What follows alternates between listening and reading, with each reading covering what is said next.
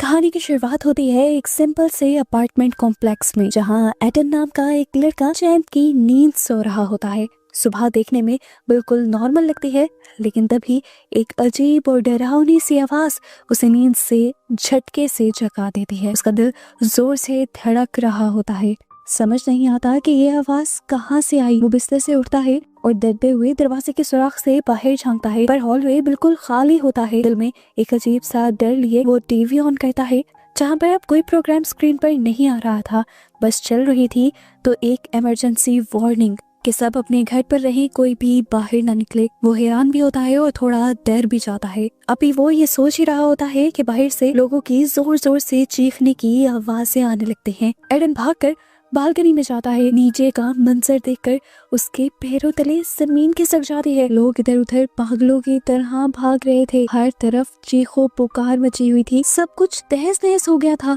लोग एक दूसरे को बेदर्दी से जानवरों की तरह काट कर खा रहे थे। तभी अचानक एक हेलीकॉप्टर कंट्रोल खो बैठता है और सामने वाली एक बिल्डिंग से टकरा कर क्रैश हो जाता है। ये धमाका इतना तेज था कि एडन पूरी तरह हिल गया।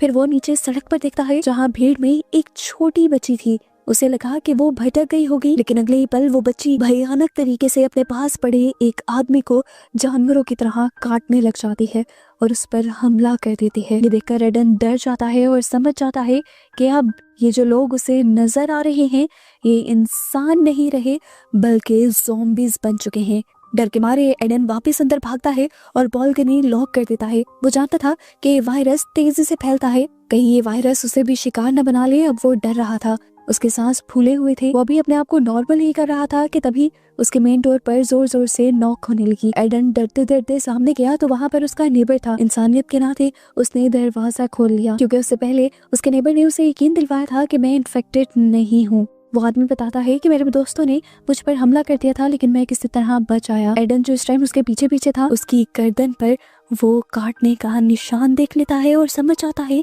कि ये आदमी भी कुछ देर में वही ज़ॉम्बी बनने वाला है। एडन अभी सोच में ही था कि वो क्या करे कि वहाँ आदमी की आंखें सफेद पड़ने लगी। एडन ने अपनी सेफ्टी के लिए एक चाकू उठा लिया और जैसे ही वो आदमी बाथरूम से बाहर निकला तो वायरस ने उसकी बॉडी पर असर दिखाना शुरू कर दिया।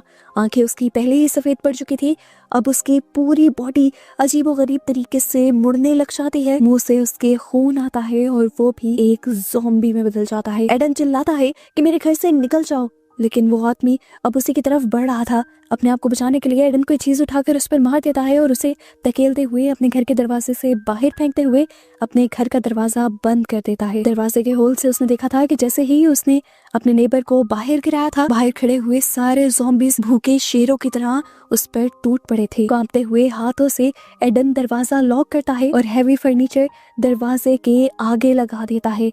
वो डर भी रहा था और उसे ये भी एहसास था कि वो अपने इस फ्लैट में पूरी तरह अकेला है। मैसेजेस चेक करने पर उसे अपने पेरेंट्स के टेक्स्ट मिलते हैं। उन्होंने लिखा था कि शहर खत्म हो रहा है, सभी रास्ते बंद हैं, हम तुम तक नहीं आ सकते, बस तुम घर के अंदर रहना और जिंदा रहना। ऐसे ही शाम हो जाती है। डिप्रेशन और टेंशन उसे खाने लगी थी। अपने आप को नॉर्मल रखने के लिए और स्ट्रॉन्ग रखने के लिए वो बहुत से मोटिवेशनल नोट्स लिखता है और पूरे घर में चिपका देता है। वो अपने घर का सारा खाना एक जगह सेव करता है और उसे कुछ इस तरह से डिवाइड करता है कि वो इसे खाने को ज्यादा से ज्यादा दिन खा सके। दिन गुजरने लगते हैं और एक हफ्ता बीत जाता है। वो रोज लैपटॉप पर वीडियो डायरीज रिकॉर्ड करता है ताकि उसे ऐसा महसूस हो कि वो किसी से बात कर रहा है। रोज वो पेरेंट्स को कॉल करने की ट्राई करता है, पर कोई जवाब नहीं मिलता। पानी खत्म हो जाता है, यहाँ तक कि पानी के नल भी सूख जाते हैं। एक एक कतरा पानी आना भी बंद हो जाता है। अब तो खाना भी ना के बराबर बचा था। उसे लगता है कि वो इस शहर का आखिरी इंसान है। एक दिन जब वो कंप्यूटर यूज कर रहा होता है, तभी उसे छत से कोई आवाज आती है। वो अपने आप को तैयार कर रहा था किसी भी खतरे के लिए।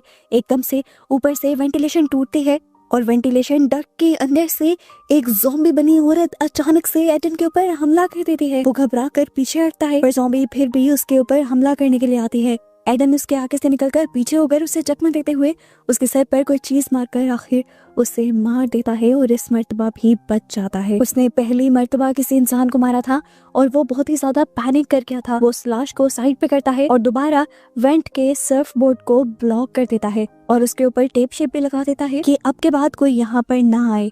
मुश्किलें दिन ब दिन बढ़ती जा रही थी और वो और भी ज्यादा डिप्रेस होता जा रहा था। एक दिन अचानक उसका फोन बजता है और इस टाइम उसकी मॉम का एक वॉइस मेल आया था। उसके दिल में भी एक उम्मीद झांकी। फाइनली उसकी मॉम ने उसे मैसेज कर दिया था।